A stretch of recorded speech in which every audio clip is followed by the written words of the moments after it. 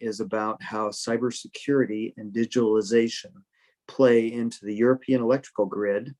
And Current is delighted to have an interesting range of speakers to talk about how we find ways to reap the benefits of digitalization while also taking seriously the challenges of cybersecurity. I'm Robert Mork with Heimdall Power, which is a member of Current. We are so glad to have you with us. Next slide. We are fortunate to have a full agenda today, so I'm going to keep my introductory remarks very limited. But before we get into the substance of the program, I wanted to cover a few logistics. First, we have the good fortune to have a large number of interesting speakers, and this can also become a very technical topic. Our plan is that each speaker will have about 8 minutes of introductory remarks. After hearing from all of the speakers, we should have ample time for some back and forth among them and to answer questions from the audience.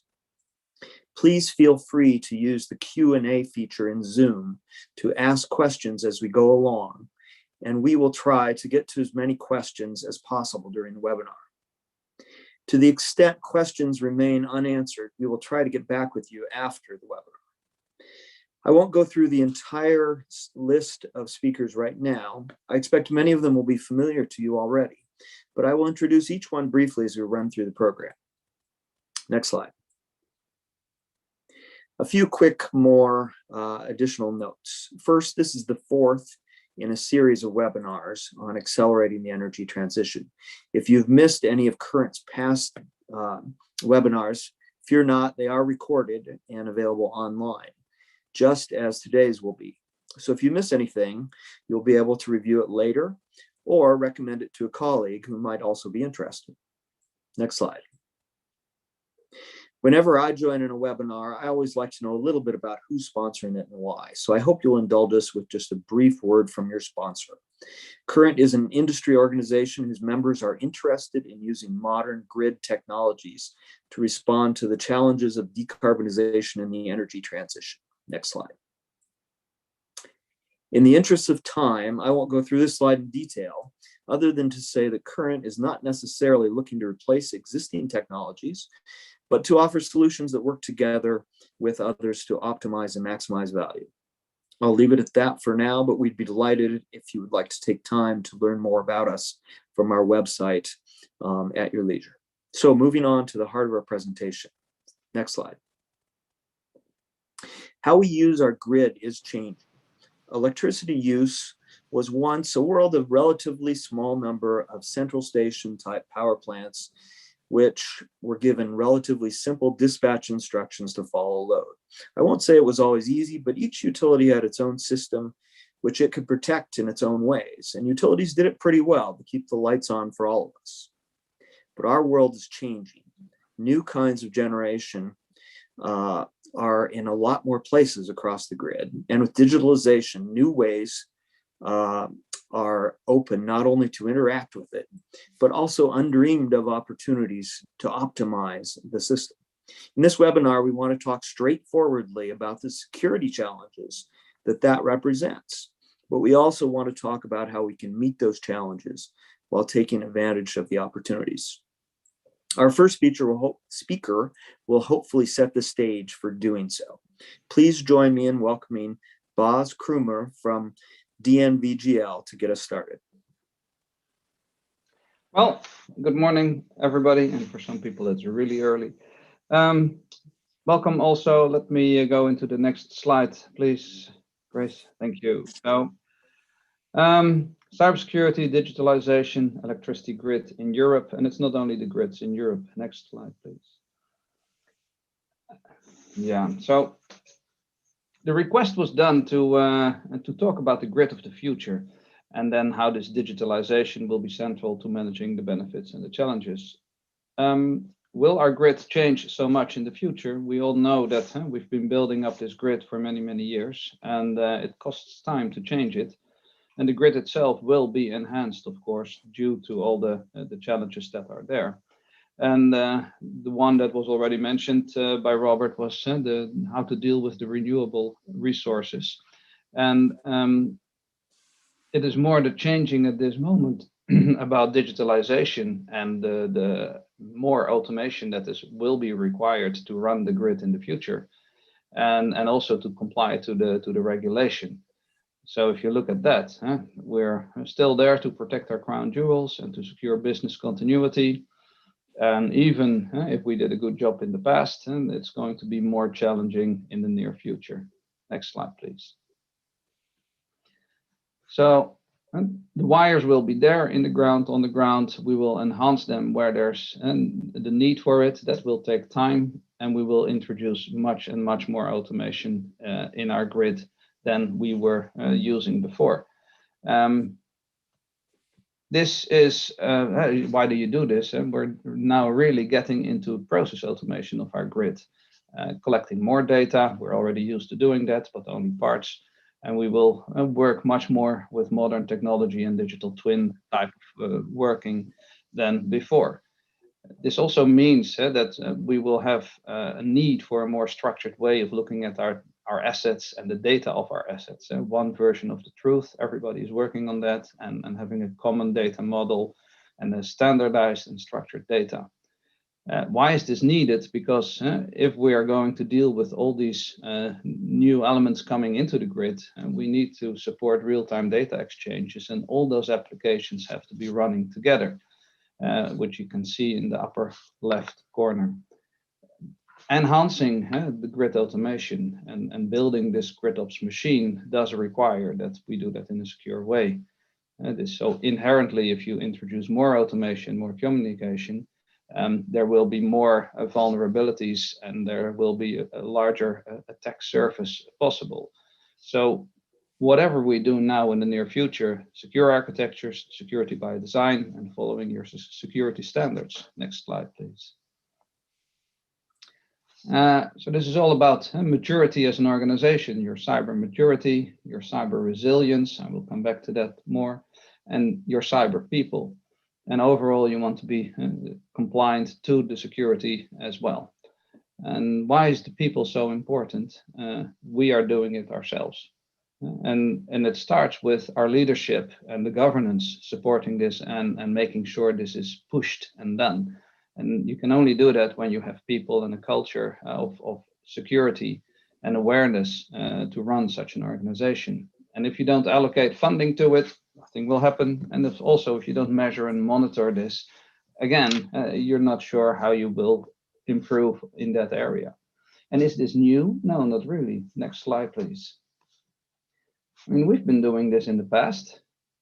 If you look at the center piece, this looks very much like quality assurance, but in this case, security assurance. And one thing everybody says, you will be attacked, you will be cyber hacked. And one part is, when will you be hacked? Maybe you have already been hacked. Have you prepared? Do you know how to defend? On the other hand, when you are hacked, do you detect it? Can you respond quick enough? More importantly, can you recover? At times that is forgotten, and from an NISD point of view, you need to report it too. And if you then look at this entire picture, and the cybersecurity, both in your IT and in your OT, and the IT for OT, you can see this will help drive this digital transformation, because when you do your cybersecurity well, you have to understand all your processes in a very good detail, and you have the organization to run that. So therefore, this will be a great driver to support your digital transformation. And with that, I end my plea.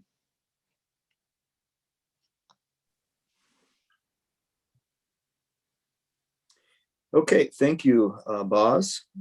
There are many intertwined layers, as we all know, to how all this occurs. With us to talk about some of the regulatory frameworks and what is happening in that sphere is Konstantinos Moulinas from ENISA.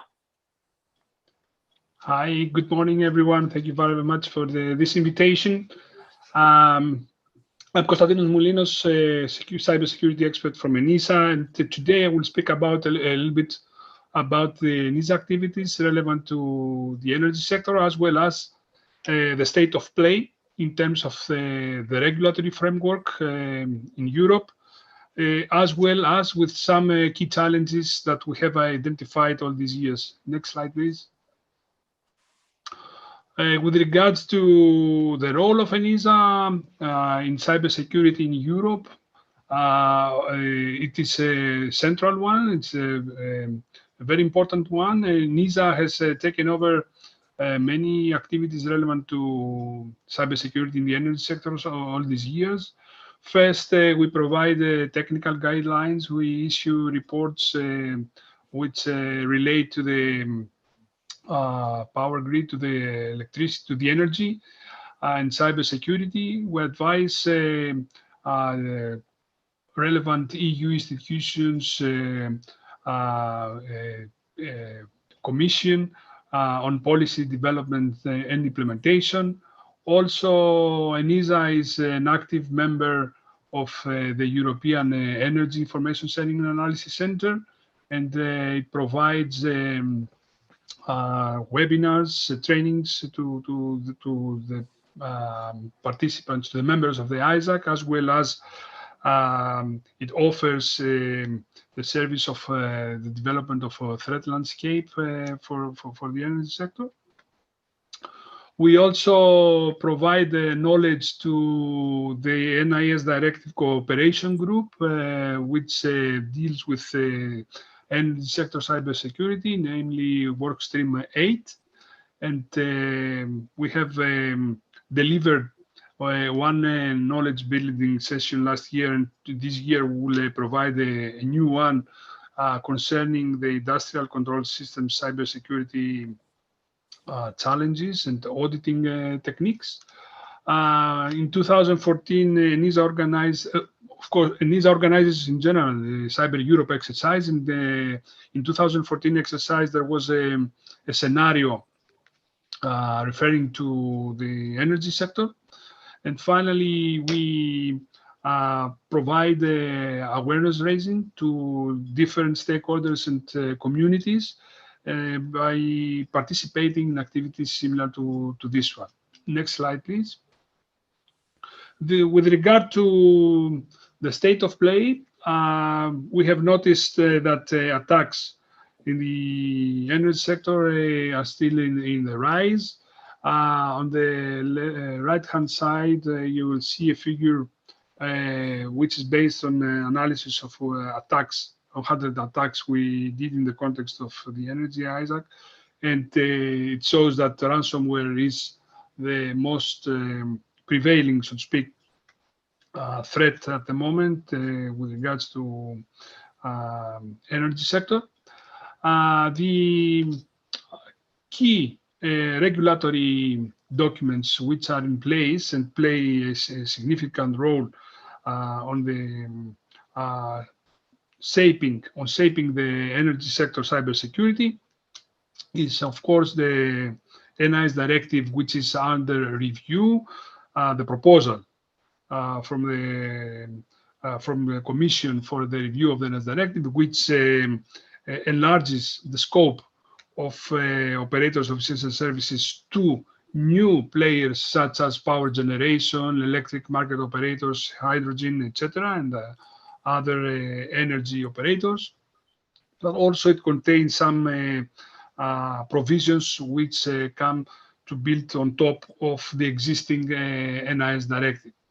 In 2019, at the right bottom side, you will see the energy specificities, which refer to the communication that DG Energy issued in 2019, and it describes these three elements as the key elements of and different, which make different the EU electricity grid cybersecurity requirements, which are namely real-time requirements of the energy, cascading effects of the energy provision, as well as the mixture of legacy and state-of-the-art technology.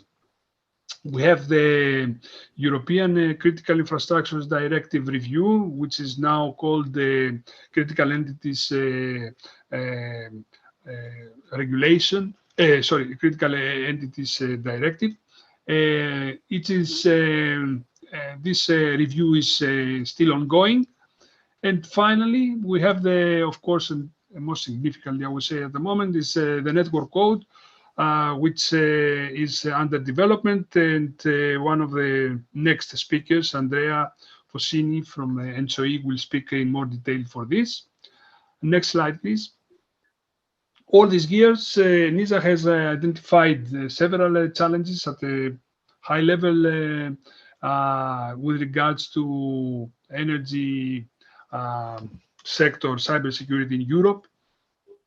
First of all, the fact that collaboration with the private sector is missing from the current version of the Vienna directive. We have identified gaps in the governance of the energy sector cybersecurity. This means that it's not very clear whether the energy regulator maintains a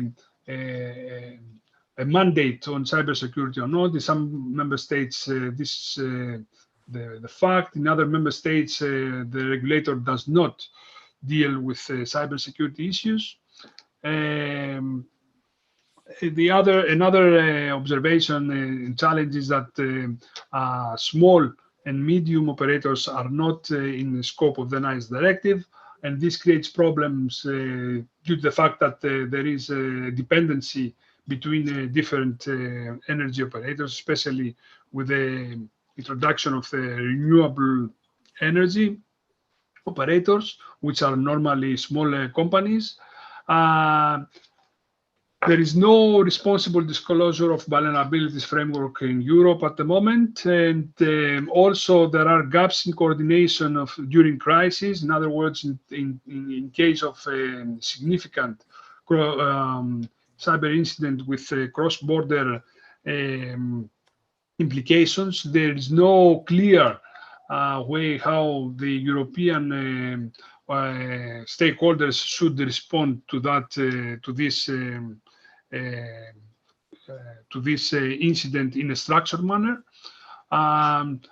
There is also an insufficient overview of the big picture as per the threat landscape and energy warning capability. This is due to the fact that despite the fact that there are some incident reporting obligations here and there, there is no coordinated way to organize at the moment all these different pictures so that we have a more orchestrated incident reporting mechanism across Europe.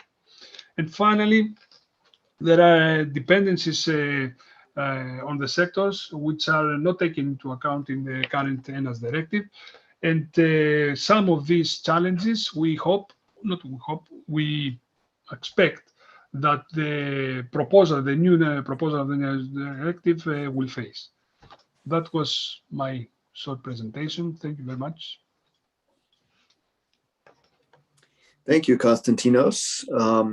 It sounds like there are some interesting challenges there that maybe we can take up as we get into the questions. Keeping the grid secure is, of course, close to the heart of grid operators. Our next speaker is Anios Naik, who will share with us perspectives from ENCS. Take it away. Thank you very much, Robert, and thanks for the invitation and the opportunity to discuss cybersecurity in this distinguished panel and with this distinguished audience as well. Next slide, please. So let me introduce ENCS to you. ENCS is an independent non-profit organization owned by grid operators that helps its members cost efficiently to reduce cybersecurity risks. ENCS members collaborate on cybersecurity research, capacity building, and knowledge sharing. Only infrastructure owners can become member and determine strategy and priorities for ENCS. And we are partnering with academia and infrastructure owner associations. ENCS builds on an expert pool to work with domain specialists on practical solutions. Next slide, please. So this slide shows a composite high-level view of actors which within each of the smart grid domains. In the development of the smart grid, millions of embedded devices are being installed to monitor and control the electricity distribution grid. Remote terminal units are being installed in substations. Electric vehicle charging poles are installed in cities and along roads. And then there are the distributed energy resources that are all added to the grid. And to ensure the reliable delivery of electricity in the future, it is crucial that all these devices are secure against cyber attacks. Risk analysis becomes very complicated. New approaches are required. Next slide, please. With this development, new threats emerge quickly. Studies show that manipulation of 3 gigawatt power could bring the European grid down. High volumes of devices can add up to 3 gigawatt and beyond. Many devices are connected to the grid, but are they secure? And who is responsible? Next slide, please. So there is increasing nation-state actor activity. There is increasing criminal activities. Criminals seem to get their business cases together. And there is fast development and distribution of malware. Hackers are capable to analyze a new vulnerability and plan, design, build, and deploy malware in 7 days. How much time needs an ICS manufacturer to fix a vulnerability? How much time does the grid operator need to patch? Next slide, please. So what we see at the attack side is that the thinking and acting is opportunity-based, whereas at the defense side, thinking and acting is risk-based. The attack side focuses on maximizing the result, whereas the defending side is focusing on the minimum level of security to protect the weakest link. Then in the attack side, there is a clear willingness to invest in skills, in resources, and they are quite advanced in how they share information. In the defense side, security is considered as a cost, not as a benefit. So what can we learn from the adversary? The main message for me is that disruption in our approach to information sharing and capacity building is required.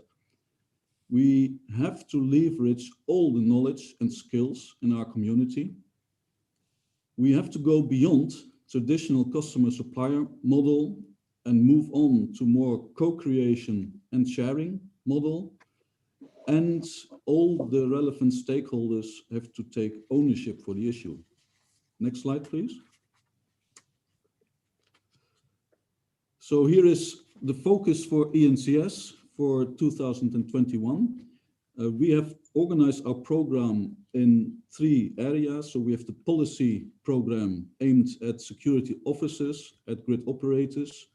We have the architecture program aimed at security architects of grid operators. And we have the operations program aimed at security operations analyst community.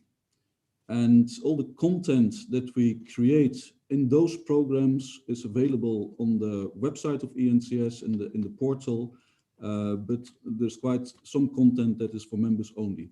Well, for the 2021 policy program, the main focus will be on supporting the network code drafting team that Andrea will be talking about, on analyzing risks in the electricity supply chain, and sharing knowledge about implementing information security management systems.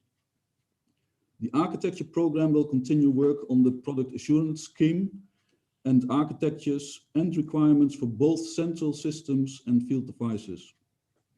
The operations program will focus on establishing a community of security operations analysts at ENCS members to share information about vulnerabilities and incidents.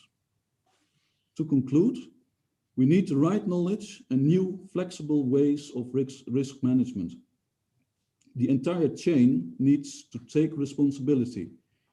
We need product assurance based on security requirements determined by risk owners, independent, reproducible vendor-based testing, and sharing of the results. Thank you very much for your attention. Thank you, Anyos.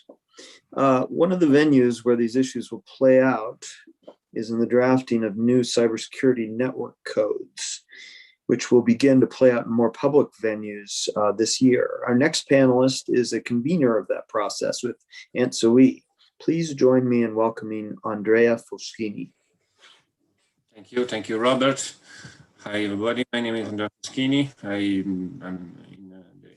I work in the Italian transmission system operators, Terna, but I also collaborate with ENTSO-E on the network code on cybersecurity that has been mentioned by, I would say, all the presenters before me. And so just to start, break the ice, just what is a network code? As I know, the audience is not all from Europe, so maybe regulation, surely regulation is different in the USA. So network code are a set of rules drafted by a transmission system association, ENTSO-E, and distribution system associations, with guidance from the European Agency for the Cooperation of Energy Regulators, is ACER, is the coordinator of the national regulators, essentially to facilitate harmonization, integration, and efficiency of the European electricity market. Therefore, to add up to what Bas already described, you talking about directives and regulations for cybersecurity and data protection, the network code is on cybersecurity would be the main European regulation for the electricity sector and for the market participant, of course.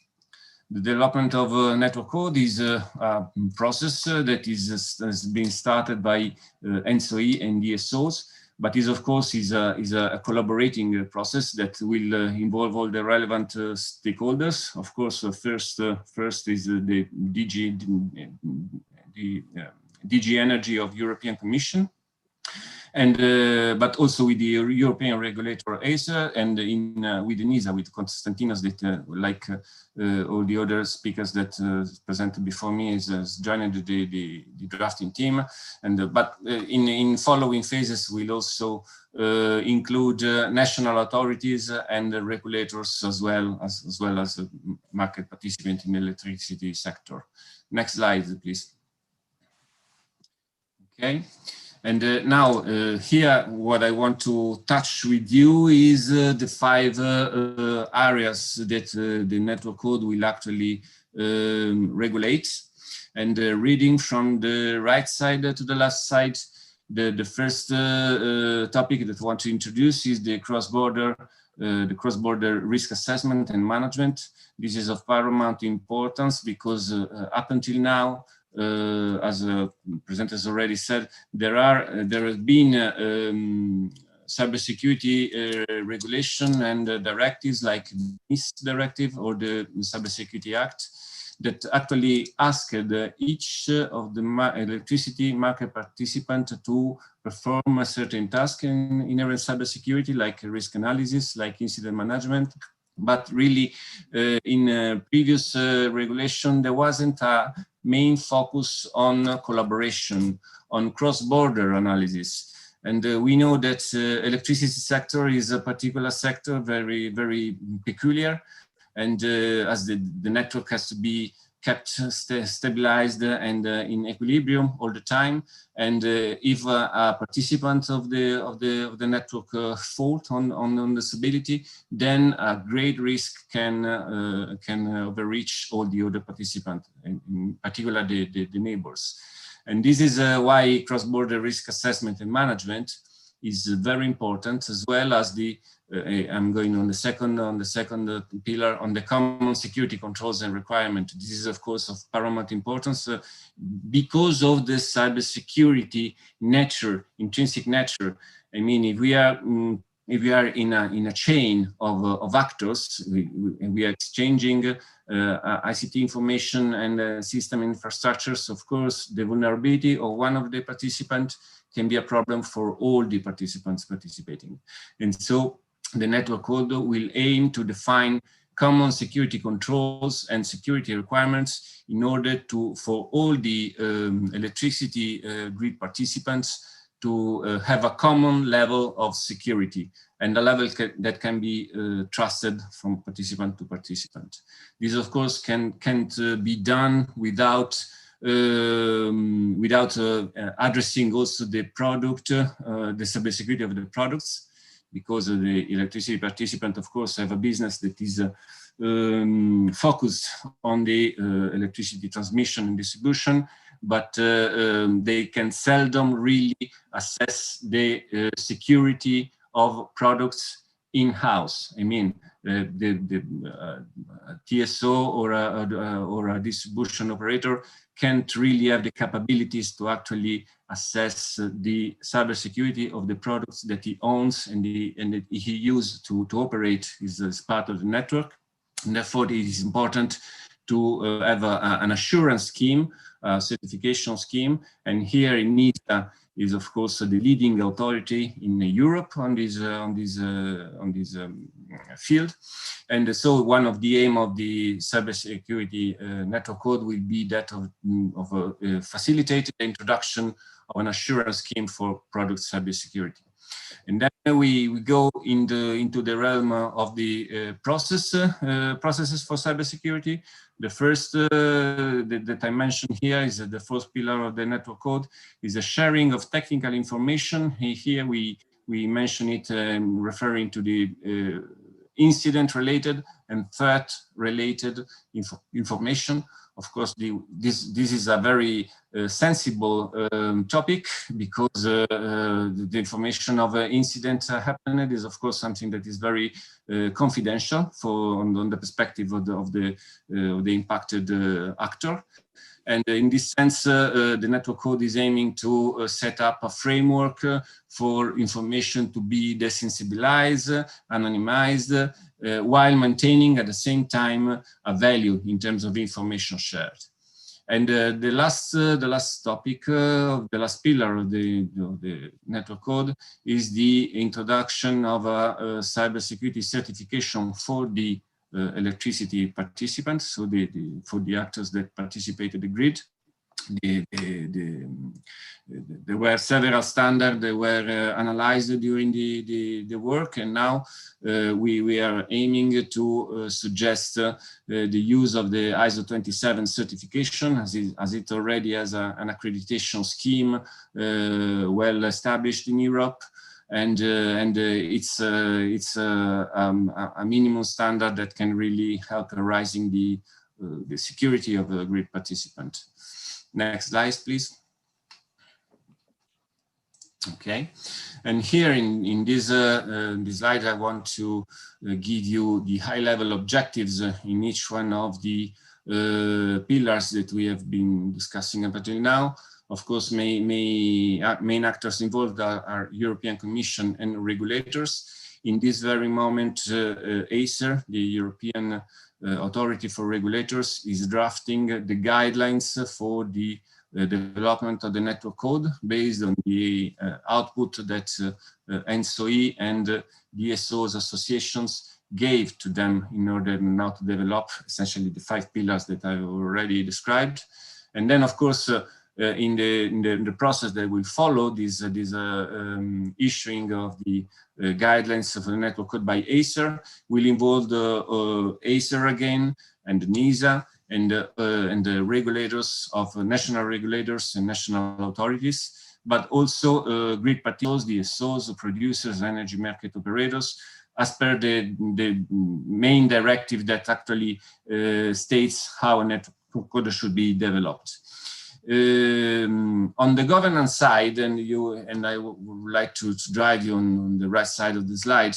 On the governance side, we are advocating at the moment the constitution of a working group, a central entity that actually can perform in a central manner some key tasks, like performing the cyber risk cross-border risk assessment and management, and essentially state out what are the common and functional and non-functional security requirements. These are the two main tasks of this working group that is being advocated at the moment.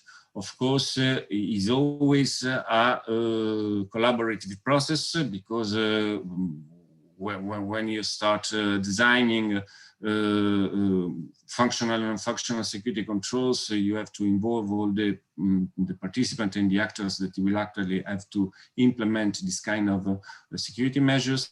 But we feel we need a central entity to orchestrate the process. So essentially, we are thinking about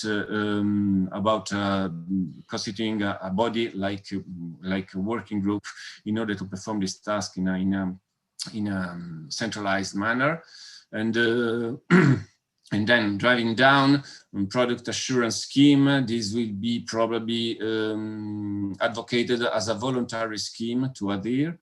And because of course a product assurance scheme mandatory would be quite impacting for the market of producer, and industrial processes for production of products can be heavily impacted by a mandatory scheme, so it will be essentially voluntary.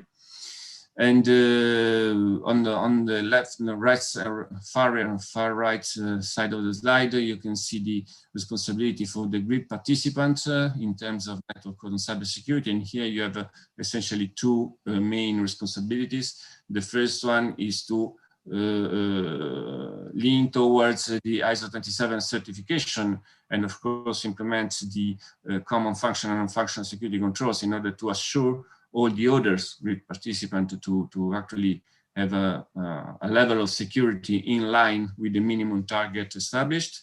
And the final involvement of the grid participant is to participate with an energy sector CERT. So essentially a readiness team in response for cybersecurity incidents.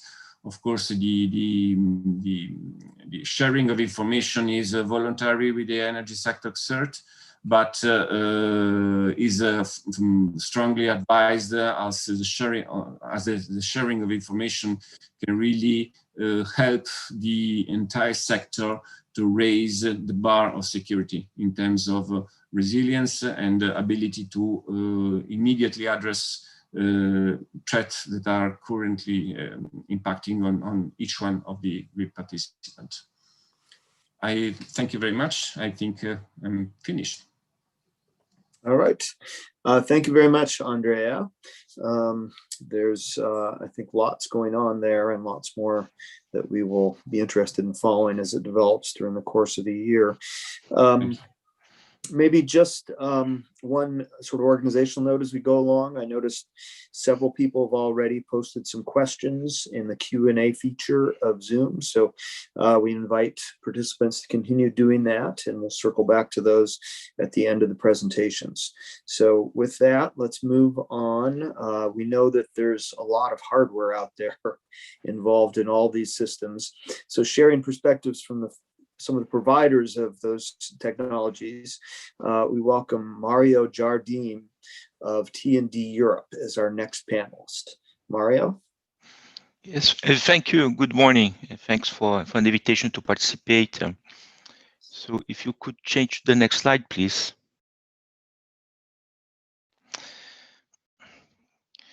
Okay, the next one, please.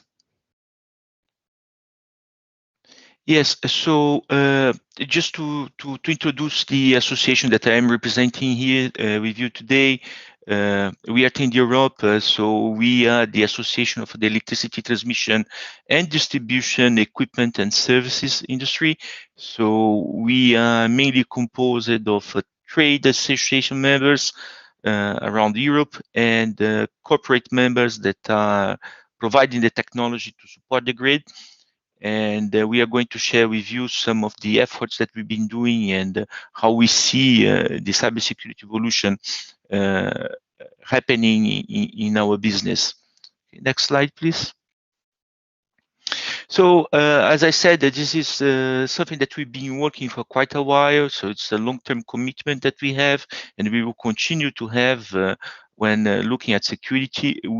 Our industry has adopted several frameworks in order to cope with security requirements and to recommendations that come from different areas of the globe. So mainly we look at the IEC 27 series, as mentioned before by my colleagues. This is something that we have been implementing in our production site. So it's a good practice that we see that's very valuable to us. And we look as well at the IEC 62443 framework that give us additional recommendations and guidelines for the OT part of the process, which is of a major importance.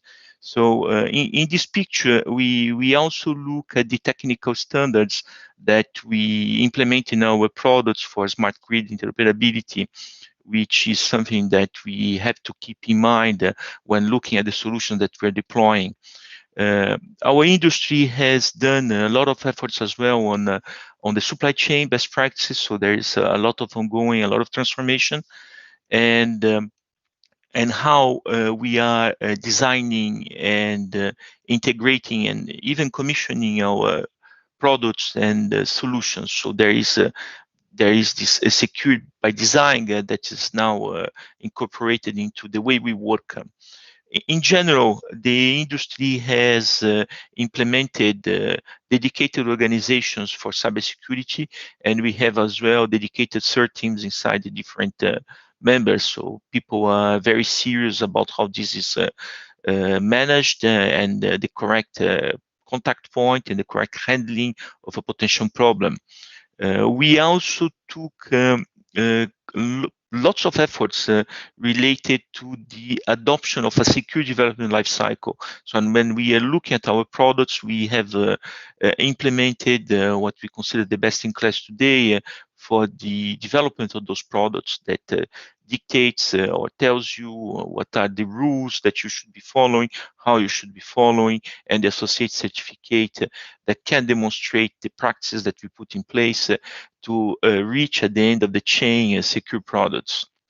As I said previously, there is this secure by design principle that is internalized and now part of our product and system deployment. If there's something that I would like to highlight as well is that we are looking at this beyond the product perspective, but rather to the systems that are deployed, that we are deploying, because most of the time we are systems provider, either in the substations or the different locations, working together with our customers, providing solutions to specific sectors and areas inside the grid. So it's something that we do as most of the time as a turnkey or in partnership. So if we could change to the next slide, please. So we've been as well as a group very active on the task force that were created by the DGNR. We have contributed to the previous draft of the Greek codes as a group. So we were part of the editorial team. We helped, and we were a part of the process by supporting and sharing our knowledge on our products and our solutions with the other stakeholders in order to have something that can be shared by the different actors from an end-to-end perspective. So we also participate very heavily in the consultations, and whenever there is a request from the Commission on the different topics related to energy, we participate as a group.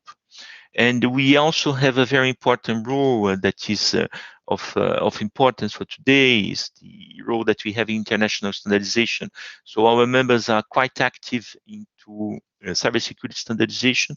We participate into different standards, either related to frameworks, to systems, to product security, to process security, or even communicate security.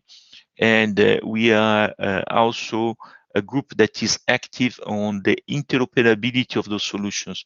As I said before, our solutions, they have a very long lifespan, and they are evolving during time according to the needs of our customers. So interoperability plays an important role in this picture. So they need to be able to be extended and potentially by different organizations. So it's a core value.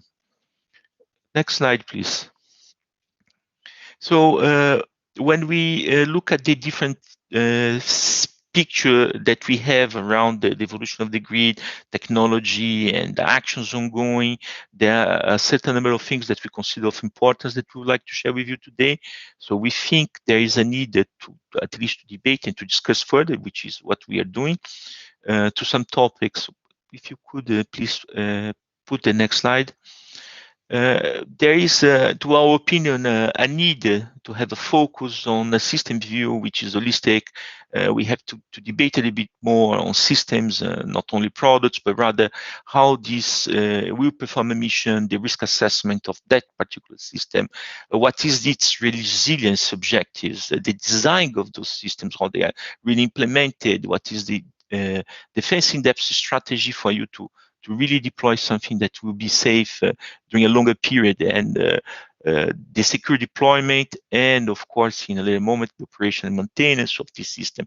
So there is, to our opinion, a need to look at this from that perspective, and to have a little bit more debate on how those things are going to be deployed on the OT side, which we believe it's of importance.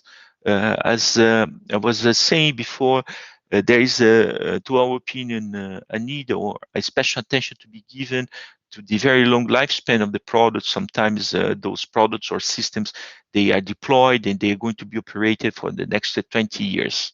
Into different levels of maintenance and potentially evolution. So this means that today, if we are with a customer or operator deploying a solution for a given problem, this problem can evolve with the society and with the needs of the region. So this means that the system will be evolving and will be evolving for several years. So this entire solution needs to remain secure, needs to be interoperable, needs to perform the functions into the metrics we have agreed at the beginning. So there is a lot of attention to be given to those things. And of course, with these comes into the picture all the needs related to patch management and vulnerability management, since it can become a very fast hybrid context. So it's something that needs special attention to our eyes. As we said, there is the interoperability concept that is not often debated, and we believe there is room to discuss this a little bit more, because solutions can be different and can be different from the suppliers, but technical choices need to be aligned in order to have something that can work together. As just it seems simple, but when we look at the quantity of products and systems that are operated by the different network operators, we see a large quantity and a large amount of equipment and different models, different versions, different ages, different suppliers. So this is something that has to be seen and be understood in order to maintain the high level of interoperability that we already achieved with the efforts of industry and, of course, operators. We consider today that there is a risk and more work to be done related for the decentralized energy systems, as mentioned by colleagues before. So this is something that goes down to the low voltage distribution. So we are very interested to see and to work on the DR interfaces, including the electrical mobility, the EVs. So this is something of our attention, and we are interested on the development on how this will be played into this evolving legal scene.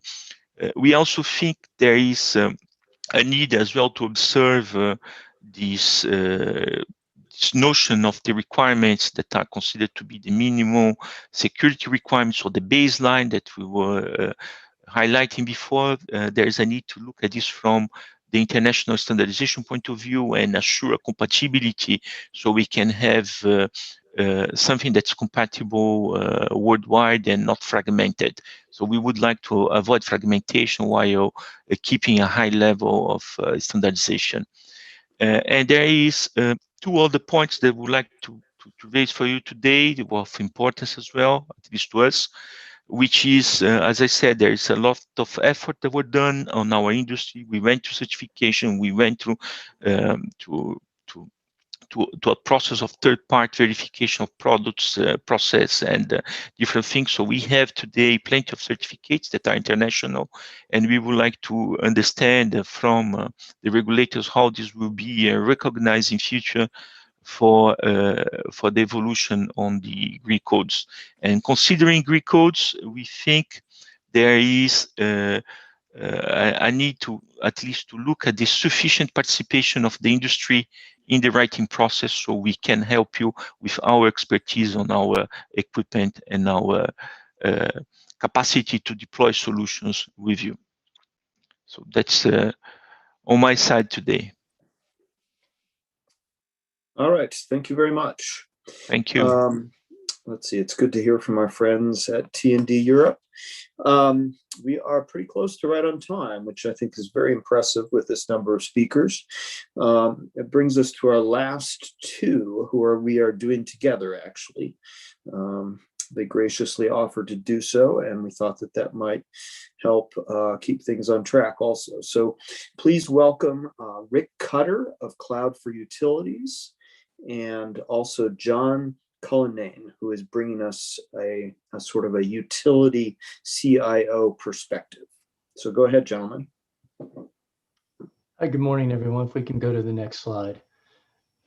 Quick note and welcome. I'm John Cullinane. I'm coming to you from Washington, D.C. Certainly a bit of a hotbed of activity around cyber. Also wishing all of you well. That been certainly a different and interesting kind of year for all of us. I feel like I've been in this bunker for the last year. So I'm looking forward to really getting back and doing some interpersonal activities. Now, if we could go to the next slide, please, Grace. Yep, and then one more.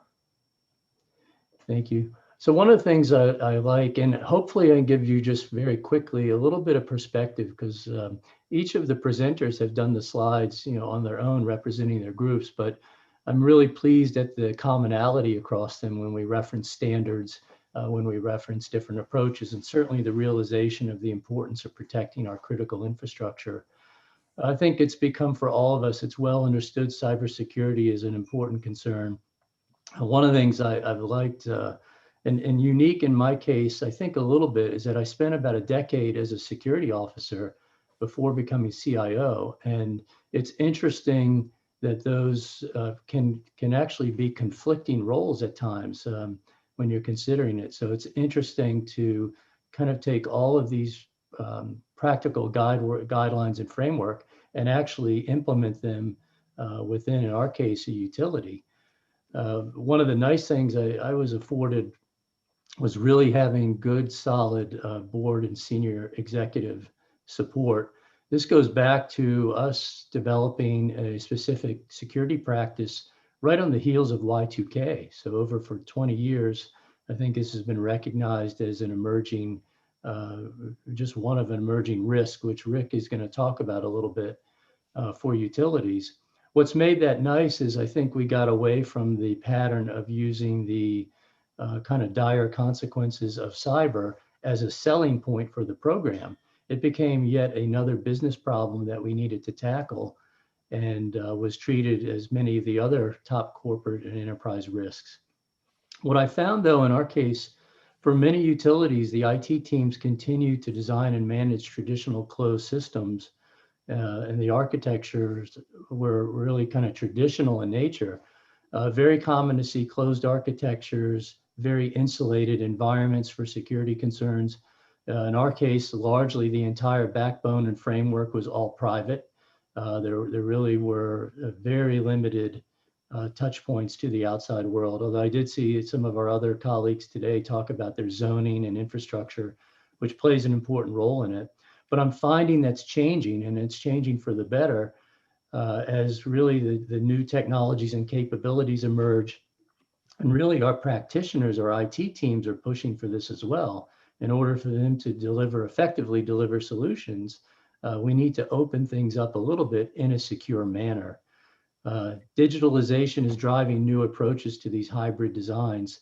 And I thought I'd share just a couple of instances where we've actually done a hybrid design where we've leveraged some of the cloud services, whether they be infrastructure or platforms that we've used. secondary recovery services in our case, and I'm sure for many of our operators, we maintain hot sites for redundancy and our ability to operate continuously. But in the event that's not available to us in a regional scenario, which we have seen cases of that, we turn to cloud services for the ability to have yet a third tier capability for supporting those environments. AAA, which I've heard referenced quite a bit today, so automation, analytics, and AI, we've definitely seen that come into play where we've been able to successfully use cloud services. An example for us would be leak or fault monitoring or leak detection and leak analytics. And what we found is we really didn't have the compute horsepower in-house to be able to pull that off for specific analytics that were required. These are advanced predictive analytics. They include just very large data sets and computational power that you wouldn't traditionally have sitting idle. So we found great use of that capability to be able to turn that up kind of as needed and as required to perform that analysis. Cyber monitoring and testing, we found good use, the ability to kind of quickly turn up environments as we're implementing new solutions, as we're testing them, as they're going through QA, the supply chain reference that was there. Being able to have kind of a sterile ground to do those is important. We also found, I think there's a connotation from some folks or senior leadership that cloud instantly equates to increased risk. And I think the way we found in hybrid solutions is being able to treat this as an extension of your data centers. There are ways to insulate those environments so you're still minimizing those external touch points while leveraging the capabilities that that brings. I'll change gears for a second. One of the things I've found hugely successful, and it goes back over a decade ago, and I was having trouble answering senior leadership questions about how do we measure cyber? And that had been a paradigm that's been out there for quite some time. Traditional measurements we have for IT or process automation or those other things don't always necessarily fit cyber and fit cyber expenditures. And what we really found, and we spent a lot of time, is one of the things I'm most proud of, is we spent a considerable effort in dashboarding and putting together meaningful metrics that were tangible, they were trackable, and they were understood by both the practitioners and the IT specialist and senior leadership. And we started speaking the same language about threat and vulnerability and scorecards and where those things were in terms of measurement. And week in and week out, those become a regular cadence. Next slide, please. And the reason I say that's important is when we start speaking the same language about how we're measuring those things, the other pieces around funding mechanisms or gauging effectiveness become, maybe back, yep, that slide, become much more easier to accomplish. In our case, what we found, there's one other aspect I like to ask the question of our team is, especially around cyber and control systems, how do you know what you don't know? Which is the age-old question around cybersecurity. And especially with the emerging capabilities, we talked about the Internet of Things and more devices and more analytics that are on the wire, I actually welcome that. And the reason why, I think in part to answer the question, how do you know what you don't know? It's by measuring everything you do know and looking for those anomalies. And that's an important consideration. What we found in the exercise of dashboarding and analytics and that analysis is those things, the art of cybersecurity, there's the tools and then there's the art. The art of cybersecurity is the teams connecting those dots and finding those anomalous activities are there. And you've got to have practitioners that really are curious and questioning things that seem like normal activity, but sometimes aren't. So there's an aspect of it where I said the data and the data analysis portion combined with a really solid team is an important factor and paid dividends. I can't minimize the effort. I know how many times in the environment, and I'm not kidding, more than 15 plus different tools that are covering various aspects of cyber, and they're only as good as the practitioners or the people that are using them to effectively safeguard the environment. So quickly, Robert, I know we want to keep on time, but One of the things I found, and I saw quite a few references from my colleagues here today around what it is to a cyber framework, cyber standards and codes. And I can tell you a decade ago, I kind of went into this reluctantly with the private and public partnership here in the United States, which largely led with the United States Department of Homeland Security and a division there within the Industrial Control System, the ICS CERT team. I can tell you, as engaging the government, I have found that over the years to be hugely beneficial. And I think there are synergies, regardless of where we are in the world, of having those governing bodies communicate and collaborate. In our case, what I found the practitioners to be very capable, very willing to serve and bring together the utility community. In our case, one of the best exercises we have, a program of self-assessment C2M2, but also I think a biggest benefit was an over-the-shoulder review of our design principles, especially as we were deploying new systems. And we took advantage of this a number of times, and I can tell you it was fantastic. So I really support that public-private partnership, and the standards body and governmental agencies, I think, has come a long way and has really been positive. Saying that, policy guidelines and cyber framework aren't enough to fully safeguard our environments. There's a lot of discussion. Certainly, we were an early practitioner of NERC-CIP in our environment. We were early adopter of the ISO standards that have been referenced here, and ultimately in the States, NIST, the Institute of Standards. But what I can tell you practically from deploying a number of systems is our teams find them to not be prescriptive enough. And by design, they're not meant to be. Each environment has its unique aspects of how it's configured and how it's deployed. And that's where, again, a little bit of the art comes into it, where these guidelines and frameworks are great guidance, but they have to be practically implemented. And that's where you have to go beyond what the guidelines and framework call for. Really, in our case, the best design practices include continual monitoring, having a fully capable SOC and SIM capability, multivariable threat and vulnerability analysis. That's the unsexy stuff. Threat and vulnerability analysis, week in, week out, day out, ticket after ticket. It's a grueling thing, and you got to have teams and tools that are capable of pulling that off. It's the least sexy of the disciplines, and yet I think it's one of the most important. I mentioned before a great team. I've had a number of teams over the years, and especially, as you can imagine, and probably in your world as well, in this environment in the United States at this time in the Washington, D.C. region, that talent is hard to come by, and I endorse the answer is you have to go where the talent is, and that can be worldwide.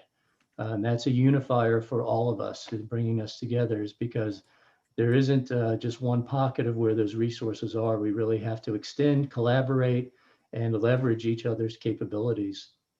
And lastly, one of the things I'm finding, with senior leadership is the new capabilities. I think initially, as we've talked about this morning, initially you think, yes, there's a greater threat and risk profile that comes along with these capabilities. But I would add is actually they also represent a great capability to enhancing the cybersecurity footprint that we have. And really that I see going forward, it's that combination of those things, as I mentioned, in a hybrid environment that really can pay dividends. So I think I'm looking forward to those capabilities continuing and our teams really extending beyond the traditional design principles we've had for control environments. And thank you. I hope maybe we have time for QA, but Robert, I'll turn it back. All right. Thank you very much, John. I'm going to turn it over to Rick. And again, we're doing pretty well on time, and we should have some time for Q&A. So if you've got questions out there, please feel free to put them in the Q&A chat. And with that, Rick, go ahead. Thank you, Robert, and to Current and the esteemed guests on today's webinar. I really appreciate the opportunity to participate in this event with all of our global friends, primarily in Europe, I believe, but thank you very much.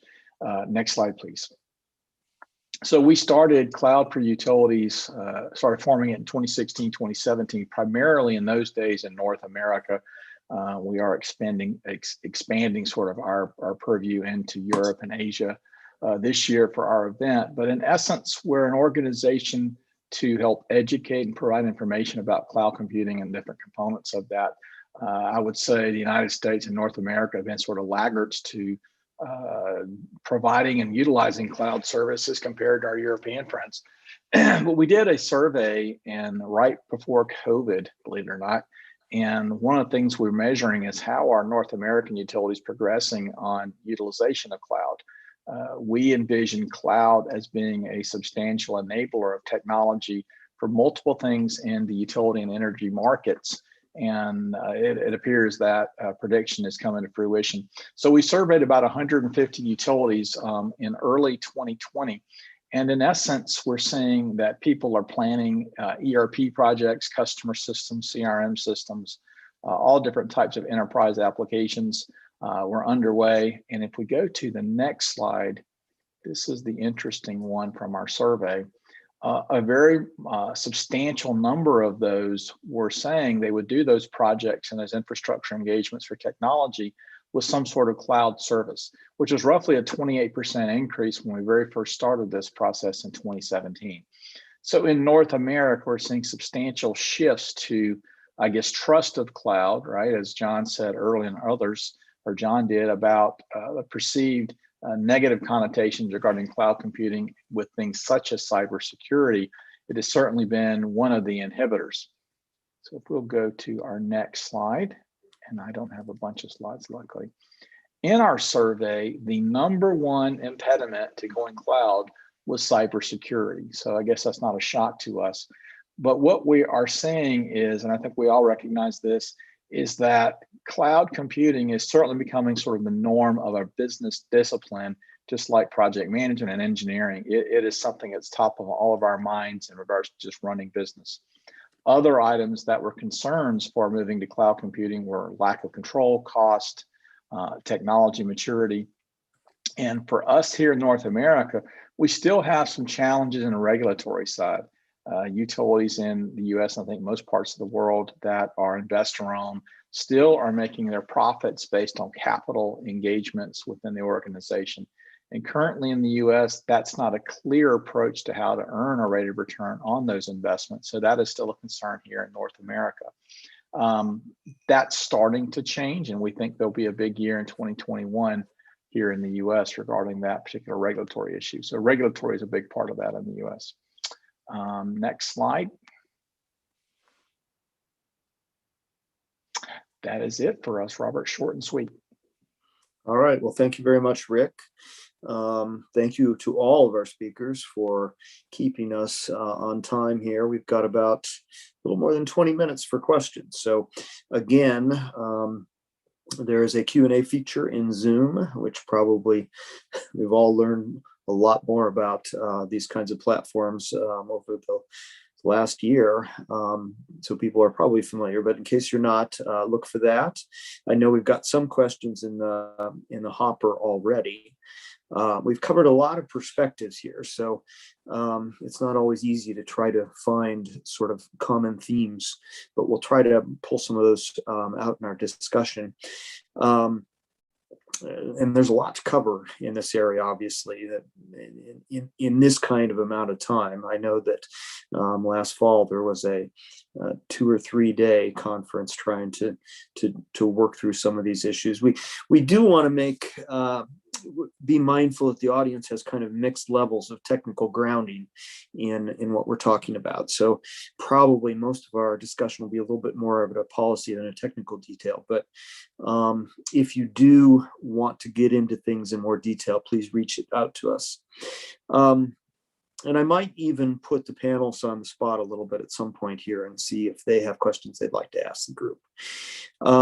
So with that, I wonder if if I might just begin by asking, let's see, can we see all the panelists? I'm hoping so.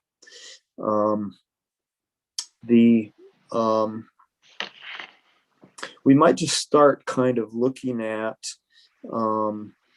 there's obviously an awareness of new measurement that grid participants need to undertake to keep their systems secure. And it seems like a lot to ask grid operators to not only address security concerns, but also to use some of the productive changes and opportunities that have come in digitalization to more efficiently run the grid. So I'm wondering what the panelists think about, how realistically, how well can you do both things? Is there kind of a balance? Is it something, you need to do the work, but you can do both readily? I'm interested in the audience or in the panelists' thoughts. Well, I can pick it up. So I think that digitization of the grid is a mere requirement if you want to get to the political ambitions for the climate, which in 2050 we want to be in Europe climate neutral, which means that there is a very, very big change in terms of the production required, in terms of the production facilities. Also with the residentials becoming prosumers, delivering back to the grid. There is a lot of things going on that without digitalization, I think it will be impossible to get to those goals. And I think with it clearly brings challenges.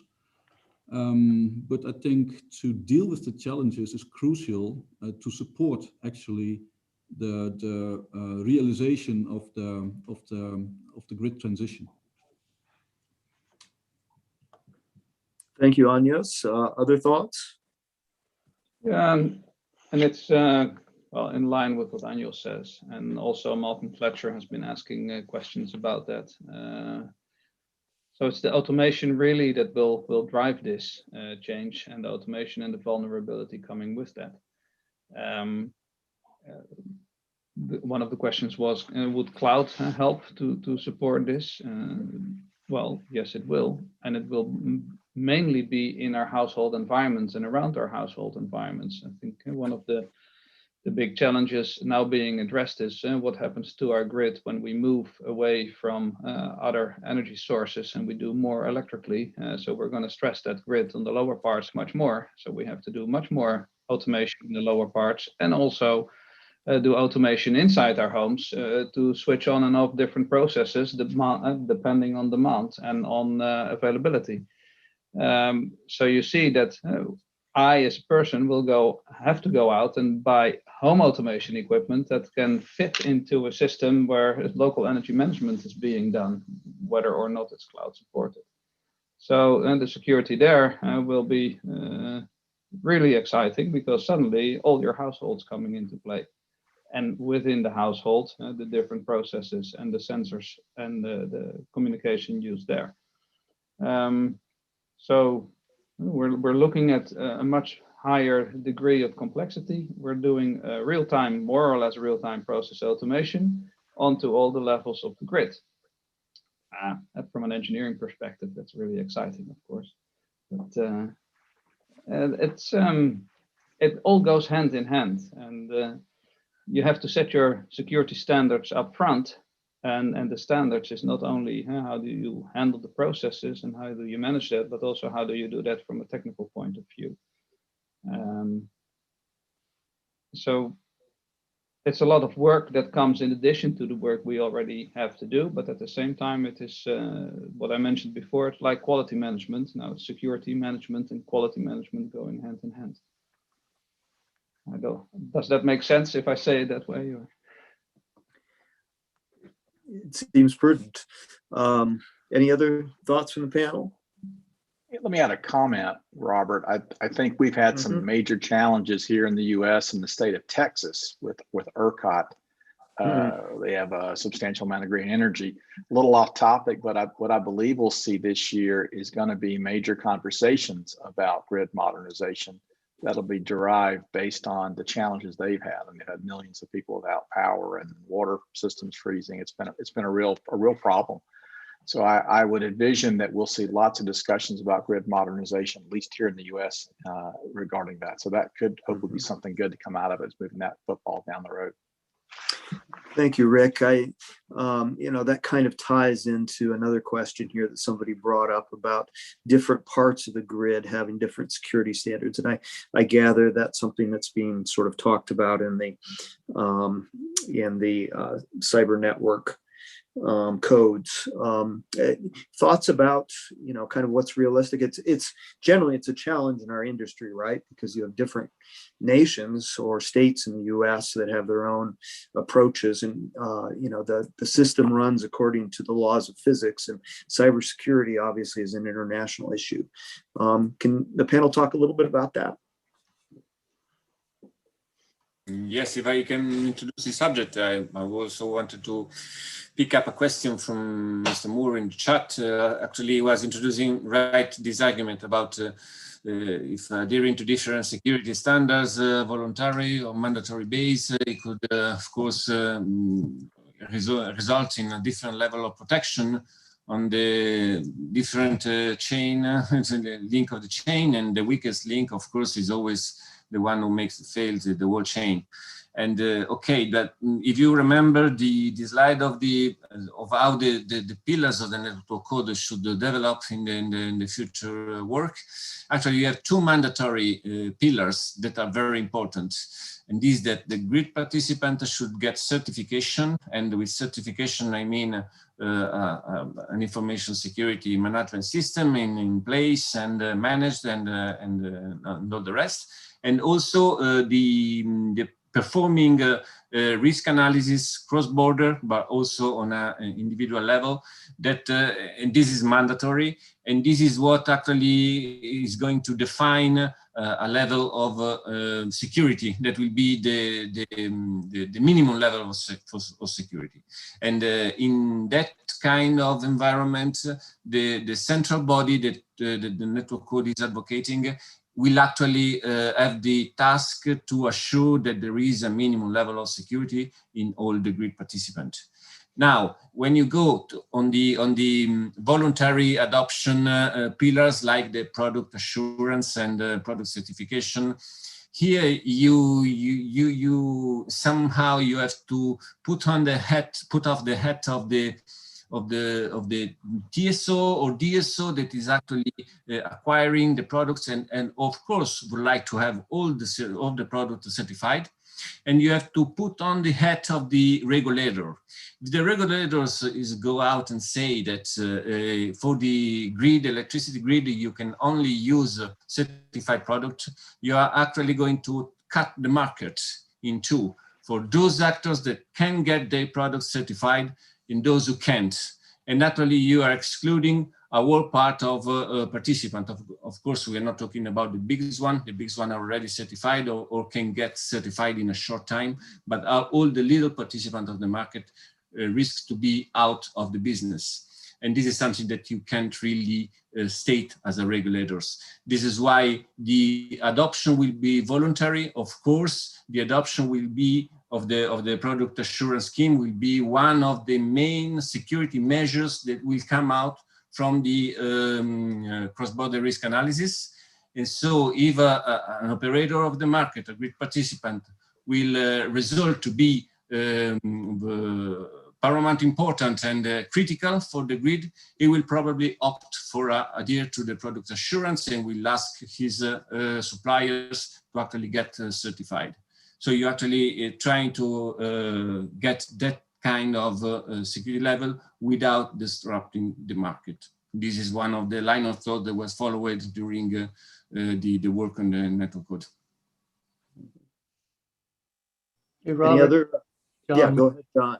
very quickly agree with the response. One of the things we've seen, I think, for utilities in the U.S. is it really is the smaller players and smaller operators just don't have the same resources, both in terms budgetary and personnel, So agree that kind of the weakest link we find there, oftentimes we'll collaborate with those players to kind of help in best practice and how to implement these things. Is very frustrating. If you look at the incidents in the US and you track them, is that the same tried and true methods, which aren't always all that sophisticated, continue to work. And you have to ask, well, why are they so successful? And it's because some of those smaller players don't have that. So I think the point about disparity among adopting standards and as a practitioner, we're finding a great gap with a number of those players. And as I think you've all seen and witnessed, that extends to our third-party partners. So our contract partners, many of which can vary in size and capability as well. I've had a number of vendors and providers where we have contractual coverage, but when you actually audit and engage them, they don't have any security or cyber practice at all. That's there. So we're as vulnerable as what that end party is. Mm-hmm. Interesting point. Yeah, I add something on this. Yes, go ahead, Konstantinos.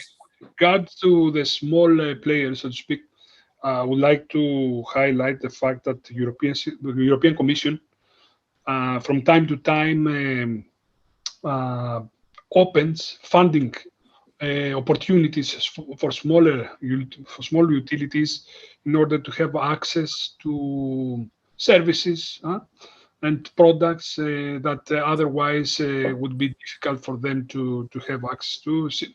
I'm talking about the CEF funding program that gave the opportunity to small operators to get funding with regard to cybersecurity. And I know that in the future also these kind of opportunities will appear again because as Andrea said, and we need somehow to increase the level to a baseline, so to speak, protection level. And we need somehow to support the smaller operators. Fair point. Let's see.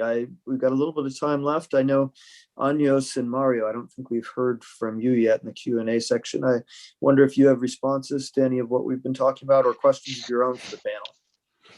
I can make a comment on that just from slightly different angle, but when we look at systems, we can clearly say that all the elements are not going to have the same level of security, and they are not meant to have the same level of security.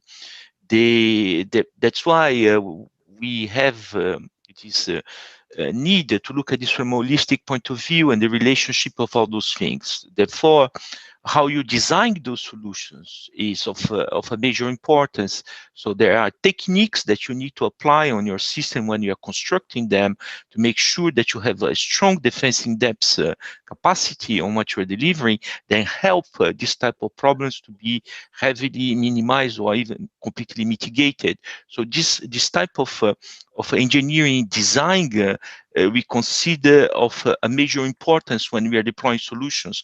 And we think that should have more debate around how those things are constructed, built, and the technologies and methods behind that helps those systems to be very well constructed and long-lasting in terms of security. So I think there is really importance on the topic that goes a little bit beyond the simple or the product perspective, but rather how you do apply them in a correct way and you achieve the objectives and the mission of the system you're deploying. Yeah, and also if I can add to that, I very much agree with what Andrea said before. And you have the standardization at the organizational level and the controls related with that. At the one side, at the other side, you have the standards for the products, the systems, the products. And so this is a different matter, I think, in the efforts that we've been doing as part of the preparations for the network code cybersecurity. We have made an inventarization of the standards that would help that we could get harmonization in using similar standards on an organizational level. That's ISO 27000 series. But then it also comes to how to implement and what to take in scope and what not, and related things. So this is, I think, also what Andrea discussed, is something that needs to be further established by this working group. But then if you take it further down to the nitty-gritty, and then if you think, like, for instance, for DER components, electric vehicle charging points, what kind of standards addressing security properly do we have in the first place? And there also, I think it would greatly help that we can, you know, harmonize and have standards available, let's say, at least at the European level, and hopefully on a global level.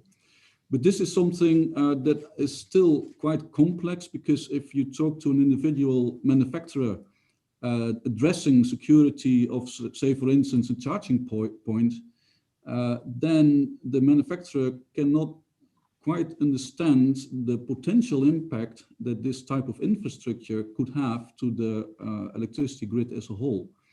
And this is why I think the risk assessments come back in are extremely important, also in, let's say, establishing standards. I think there is an opportunity from the perspective of the risk owners identifying what should be addressed in the security requirements, is to make sure that that the right issues are addressed, that they are properly addressed. And then when it comes to verifying and validating, to have, let's say, the capabilities to do the testing independently, and hopefully in a way that the test results can be shared amongst the ones that need to know them. The example of the small parties, and they don't have the resources, that's very much true. But it could help them if they get equipment that in itself is already secure by just complying to the standard. And so I think the effort to really make the requirement side work, to have very, let's say, strong requirements that are maintained by the risk owners, with involvement of the risk owners, but also with the industry that needs to implement, is extremely important. And then to kind of move up in the way how we do the testing, that it can become more manufacturer-based than it is operator-based as it is at the moment. So there's quite some work to be done still, which I think is really very crucial. All right. Thank you, Anyos. I think we are running out of time. If we could just advance to the last slide. I want to thank all of our speakers for their attendance. It's wonderful to have such a distinguished panel and so many perspectives on these important issues. It sounds like there's lots for us to do, each of us in our own ways, over the coming year and beyond on these issues. So I just want to make a final note that we will have more webinars put together by Current in the future. So I expect we'll have something out shortly. Here's some links. And thanks again to all the participants for being with us. Goodbye. Thank you. Thank you. Thank you. Goodbye. Bye. Goodbye. Thank you. Bye-bye.